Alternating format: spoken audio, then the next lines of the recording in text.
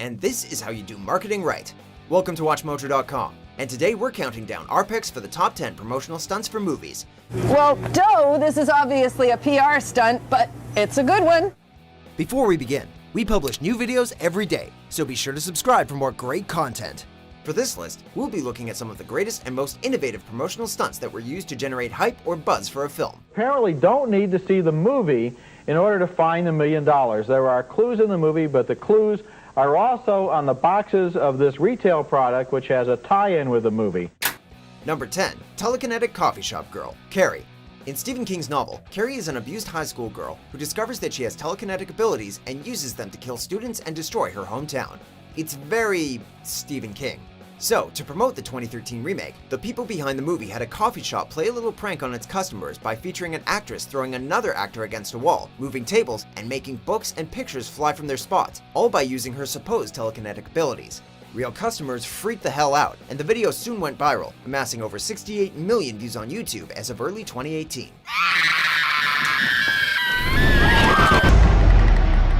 Number 9. Devil Baby, Devil's Due.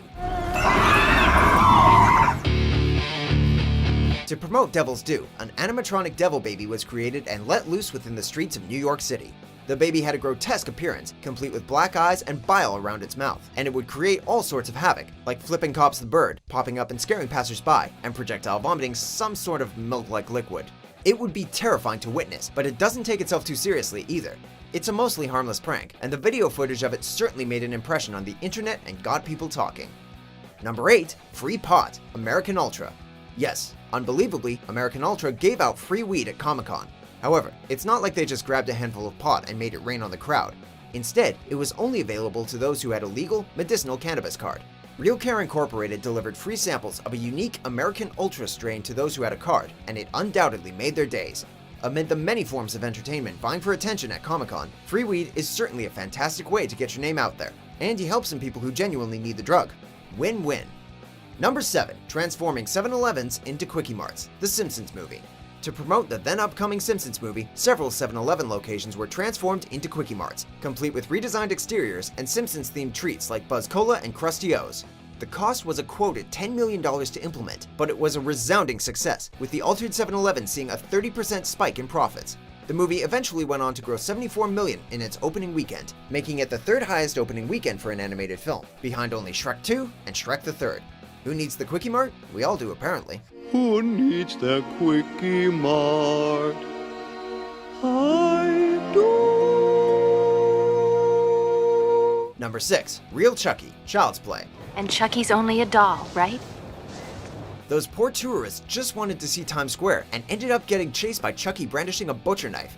To promote the 20th anniversary DVD release of Child's Play, a horde of actors dressed as Chucky descended upon Times Square, where they ran amok and playfully caused terror among the hustle and bustle, complete with butcher knives, cleavers, and axes. While the actors don't look that much like Chucky, especially considering Chucky is, like, 1 foot tall, it would still be delightfully terrifying to see a human-sized one running towards you with an outstretched knife. Hello, Andy. Number 5. Treasure Hunt, $1 Million Mystery. In this flick, a White House employee hides $4 million in various locations, but only $3 million of it is found, so audiences were given a chance to find this money in real life by buying Gladlock bags and filling out a form declaring where the money was located from clues given in the movie. 14-year-old Alicia Jones guessed that the money was in the Statue of Liberty's nose, and she subsequently won the prize in a random draw, beating out thousands of others who correctly guessed the location as well. Given that this Tom Bosley-led film cost $10 million and earned back less than a tenth of that, she was the only winner here. And I didn't win the $25,000 instant prize, but I can use this to save 15 cents on my next purchase. I'm not sure what all of this has to do with the art of the cinema, but I guess it's an interesting promotion. Number 4. Bruno flies into Eminem's lap. Bruno. Sacha Baron Cohen certainly knows how to generate buzz. If he isn't spilling ashes all over Ryan Seacrest, he's flying into Eminem's lap and sticking his butt in the rapper's face.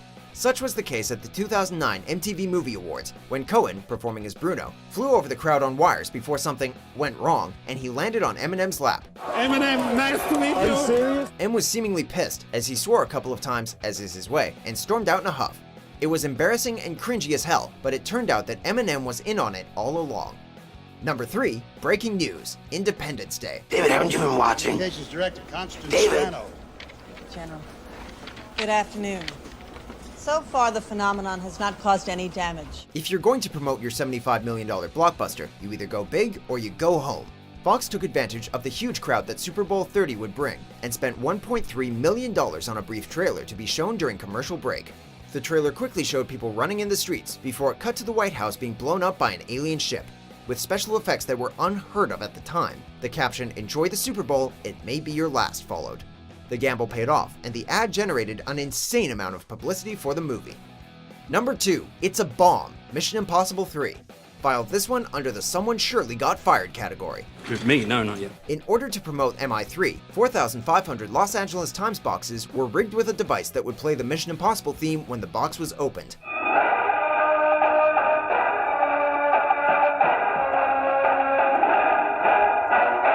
However, many of the devices failed to stay in place and dropped into the newspapers. Passers-by noticed, and believing the devices to be explosives, called 911. This forced bomb squads to actually detonate boxes and caused a veterans hospital to be evacuated. The backlash from the botched stunt led John O'Loughlin, a VP with the LA Times, to comment, quote, "We weren't expecting anything like this." You don't say. Before we unveil our top pick, here are a few honorable mentions. Police say a passenger finds a suspicious package under I-93 by the Sullivan Square T-stop. 93 North and the Orange Line shut down for a good 2 hours.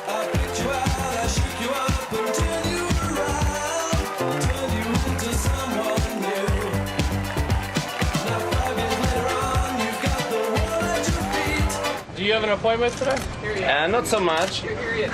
Number 1, Pretending Like It Was Real, The Blair Witch Project. I was very naive. If you weren't around for the Blair Witch Project, it's hard to imagine just how much discussion and hype this movie's marketing team were able to draw. The film's website featured fake police reports and interviews, while missing posters were distributed during screenings to make the fictional events seem more realistic. When coupled with the movie's found footage gimmick, which was a new concept at the time, people began to believe that the footage and story were real. The campaign worked incredibly well, as the movie grossed $248 million on a measly $60,000 budget. And that, friends, is how you market a movie. I really don't think that the film would have done nearly as much money, as much business as it's done if it weren't for the website. Do you agree with our picks? Check out these other great clips from WatchMojo and subscribe for new videos every day.